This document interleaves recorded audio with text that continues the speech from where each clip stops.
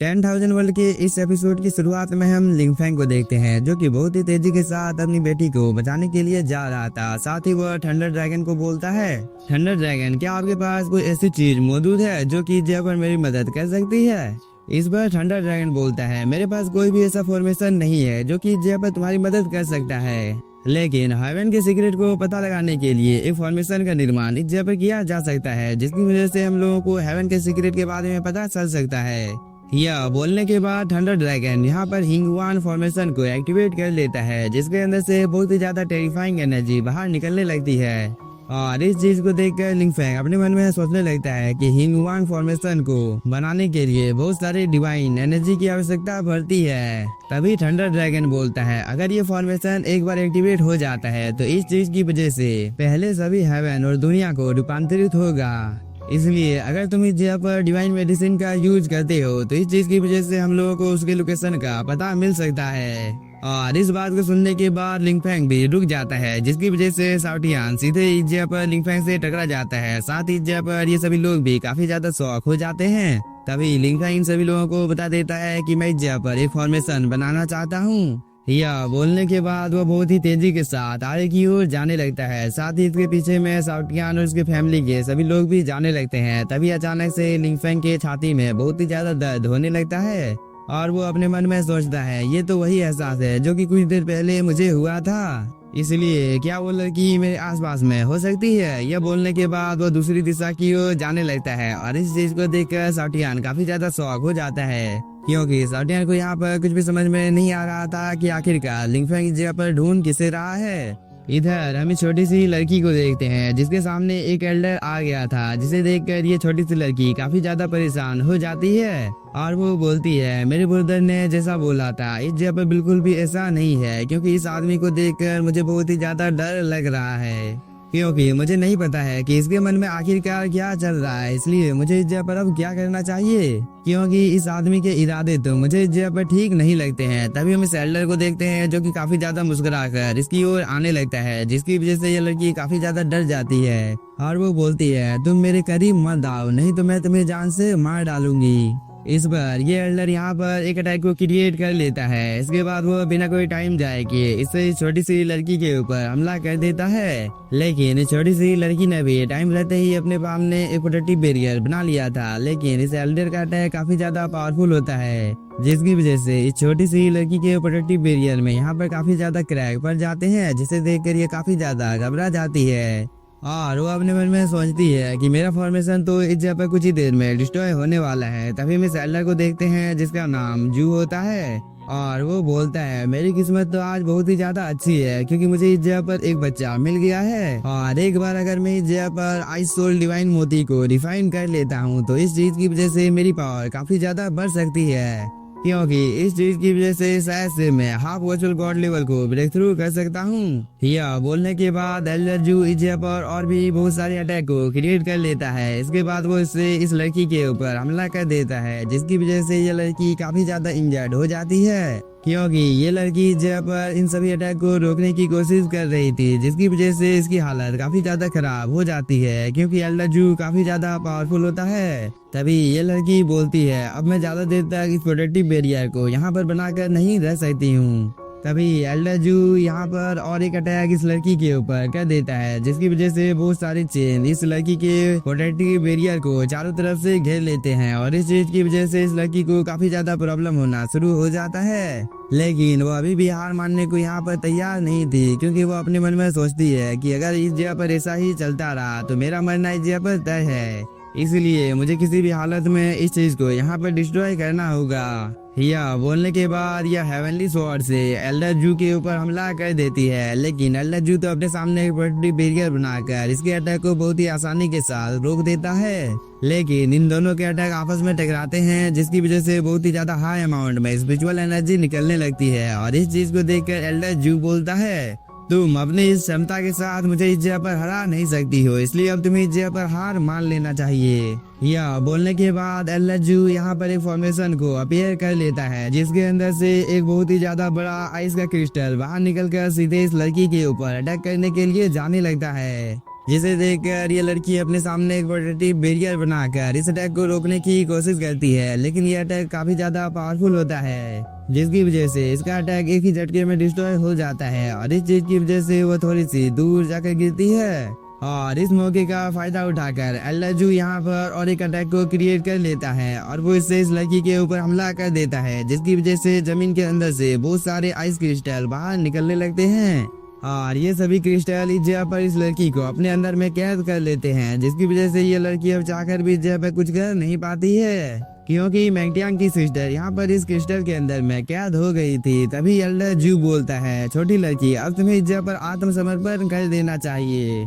यह बोलने के बाद एल्डर जू यहाँ पर और एक फॉर्मेशन को बना लेता है। इसके बाद वो बिना कोई टाइम जाए किए यहाँ पर मैंगटियांग की सिस्टर को जान से मारने ही वाला था, जिसे देखकर मैंगटियांग की सिस्टर काफी ज्यादा डर जाती है। लेकिन तभी यहाँ पर एंट्री होती है लिंग फेंग की, जो कि बोलता है, आखिर तुम्हारी जगह पर इतनी ज्यादा हिम्मत हो गई कि तुमने यहाँ पर मेरे ब्लड लाइन को नुकसान पहुँचाने की कोशिश की है, इस चीज की सजा तो तुम्हें इस जगह पर बराबर मिलेगी।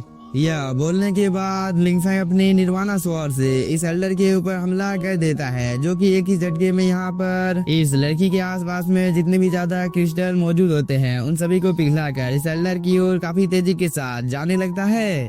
और इस अटैक को देखकर ये एल्डर भी काफी ज्यादा शॉक हो गया था, इसलिए वो बोलता है, आखिरकार तुम कौन हो। लेकिन तब तक लिंग फेंग एल्डर जू के काफी ज्यादा नजदीक आ गया था और वो एक अटैक एल्डर जू के ऊपर कर भी देता है, जिसकी वजह से एल्डर जू एकदम दूर जाकर गिरता है और वो अपने मन में सोचता है, आखिरकार ये चीज कैसे हो सकती है।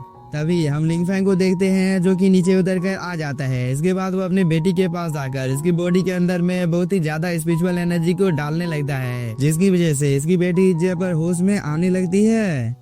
और इस चीज को देख कर लिंग फेंग इस जगह पर एक फॉर्मेशन को बना लेता है, जिसकी वजह से और भी ज्यादा तेजी के साथ इसकी बेटी की बॉडी के अंदर में स्पिरिचुअल एनर्जी चली जाती है, जिसकी वजह से वह होश में आ जाती है।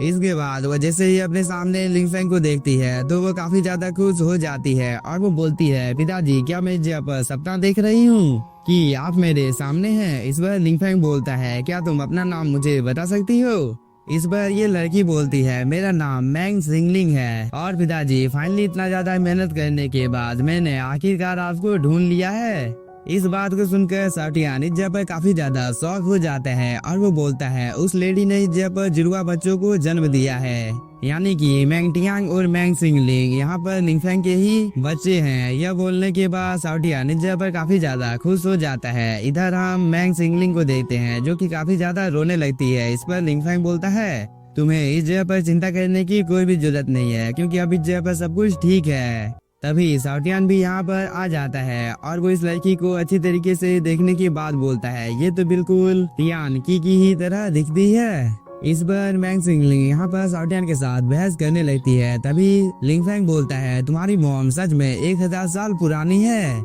इस बार मैंग सिंगलिंग बोलती है, अगर ये बात सच है तो मैं आपके साथ यहाँ पर फाइट करने के लिए तैयार हूँ। तभी लिंग फेंग बोलता है, आखिरकार तुम इस जगह पर किस लिए आई हो। इस पर मैंग सिंगलिंग बोलती है, कुछ बुरे लोग मेरी माँ को काफी ज्यादा परेशान कर रहे हैं, क्योंकि वो लोग जबरदस्ती मेरी मॉम के साथ शादी करना चाहते हैं। इसलिए उन बुरे लोगों को अच्छा सबक सिखाने के लिए मैं आपको इस जगह पर ढूंढने के लिए आई थी। साथ ही इस जगह पर मेरे साथ मेरी सिस्टर भी आई है। इस बात को सुनकर साटियान काफी ज्यादा शौक हो जाता है और वो बोलता है, क्या तुम्हारी और एक सिस्टर है। तभी मैंग जिंगजिंग बताने लगती है कि मैं सबसे ज्यादा बड़ी हूँ, जबकि मैंग तियांग बीच वाला है और हम लोगों की एक छोटी सिस्टर भी है, मतलब हम लोग कुल 3 भाई बहन हैं। और इस बात को सुनकर साटियान इस जगह पर काफी ज्यादा शौक हो जाता है। इसके बाद वो इस जगह पर उल्टी सीधी बातें बोलने लगता है, जिसे सुनकर लिंग फेंग को काफी ज्यादा गुस्सा आ जाता है। लेकिन पहले वो इस जगह पर अपनी बेटी के कानों को बंद करता है, क्योंकि साटियान यहाँ पर बहुत ही ज्यादा गंदी गंदी बातें बोल रहा था। साथ ही वह लिंग फेंग को इस जगह पर बहुत ही ज्यादा परेशान करने लगता है कि मास्टर आप तो सच में काफी ज्यादा ताकतवर हैं। इस पर लिंग फेंग को काफी ज्यादा गुस्सा आ जाता है और वो साटियान को खुद से दूर कर देता है। इसके बाद वो मैंग सिंगलिंग को बोलता है, आखिरकार तुम्हारी सिस्टर कहाँ है, क्या तुम इस चीज के बारे में हम लोगों को बता सकती हो। इस बार मैंग सिंगलिंग काफी ज्यादा परेशान हो जाती है और वो बोलती है, मेरी सिस्टर और मुझे उस तूफान ने अलग कर दिया था, इसलिए फिलहाल के लिए मेरी सिस्टर के बारे में मुझे कुछ भी पता नहीं है, क्योंकि वह खो गई है। इस पर लिंग फेंग बोलता है, तुम्हें चिंता करने की कोई भी जरूरत नहीं है, क्योंकि बहुत ही जल्द मैं उसे भी ढूंढ लूंगा। तभी मैंग सिंगलिंग बोलती है, पिताजी मेरी छोटी सिस्टर बहुत ही ज्यादा डरपोक है, इसलिए अगर मैं उसके साथ नहीं रहती हूँ तो वो काफी ज्यादा डर जाती है, इसलिए अभी उसके साथ क्या हो रहा होगा इस चीज के बारे में सोचकर ही मुझे इस पर काफी ज्यादा डर लग रहा है। तभी साउटियन के दादाजी बोलते हैं, शायद से तुम्हारी छोटी बेटी हम लोगों के आसपास में ही है। इस पर लिंगफैंग बोलता है, तो जल्दी ढूंढो। इस पर ये सभी लोग भी फेंगर को ढूंढने के लिए चले जाते हैं, यानी कि लिंगफैंग की छोटी बेटी को। लेकिन बहुत ही ज्यादा ढूंढने के बाद भी इनमें से किसी को भी फेंगर का लोकेशन नहीं मिलता है, इसलिए ये सभी लोग इस जगह पर काफी ज्यादा परेशान हो जाते हैं। और इस चीज को देखकर मैंग सिंगलिंग बोलती है, ये सब कुछ मेरी वजह से हो रहा है, क्योंकि अगर मैंने अपनी सिस्टर के हाथ को पकड़ा होता तो वो शायद से आज हम लोगों के इस जगह पर साथ होती। इस बार लिंगफैंग बोलता है, तुम्हें यहाँ पर डरने की कोई भी जरूरत नहीं है, क्योंकि शायद से वह किसी जगह पर छुपी होगी जिसके बारे में अभी हम लोगों को फिलहाल के लिए कुछ भी पता नहीं है। तभी साउटियन बोलता है, मैंग सिंगलिंग तुम्हें यहाँ पर चिंता करने की कोई भी जरूरत नहीं है, क्योंकि तुम्हारे पिताजी काफी ज्यादा पावरफुल हैं, इसलिए वो निश्चित रूप से अपनी छोटी बेटी फेंगर को ढूंढ लेंगे। तभी लिंगफैंग इन सभी को बोलता है, मेरी बेटी की खोज करने के लिए तुम लोग जितनी जल्दी हो सके किंगलोंग ट्राइब में जाओ और उस जगह पर जाकर एक फॉर्मेशन का निर्माण करो, ताकि जितनी जल्दी हो सके मेरी बेटी के लोकेशन के बारे में मुझे पता चल सके। इसके बाद हम लोगों को किंगलोंग ट्राइब का सीन दिखाया जाता है, जहाँ पर साउटलैंड के दादाजी ने सभी को लिंगफैंग की बेटी को ढूंढने का काम दे दिया था। साथ ही फॉर्मेशन को बनाने के लिए सभी सामग्री भी बहुत ही जल्द तैयार हो जाएगी, इसलिए अब तुम्हें इस जगह पर चिंता करने की कोई भी जरूरत नहीं है, क्योंकि हम लोगों ने अपने सभी रिश्तेदारों को इस चीज के बारे में बता दिया है, इसलिए सभी पावरफुल फोर्स से तुम्हारी बेटी को ढूंढने के काम में लग गए हैं। ये बोलने के बाद साउटलैंड के दादाजी यहाँ से चले जाते हैं। इसके बाद लिंगफैंग उस बुरे आदमी के बारे में पूछने लगता है, जिसके बारे में कुछ देर पहले मैंग सिंगलिंग ने लिंगफैंग को बताया था। इस पर मैंग सिंगलिंग बोलती है, वह हुआंगफू फैमिली से शादी का प्रस्ताव लेकर आया था और शादी के लिए एंचेस्टर ने भी हामी भर ली है। साथ ही एंचेस्टर ने मेरे भाई और मेरी माँ को कैद कर रखा है, इसलिए मेरी मॉम चाहकर भी अब कुछ कर नहीं सकती है, इसलिए मैं और मेरी बहन चुपचाप उस जगह से निकल गए, ताकि हम लोग किसी भी हालत में आपकी तलाश कर सकें, क्योंकि हम लोगों के पास कोई भी रास्ता बचा हुआ नहीं था। इस बात को सुनकर साउटियन को काफी ज्यादा गुस्सा आ जाता है।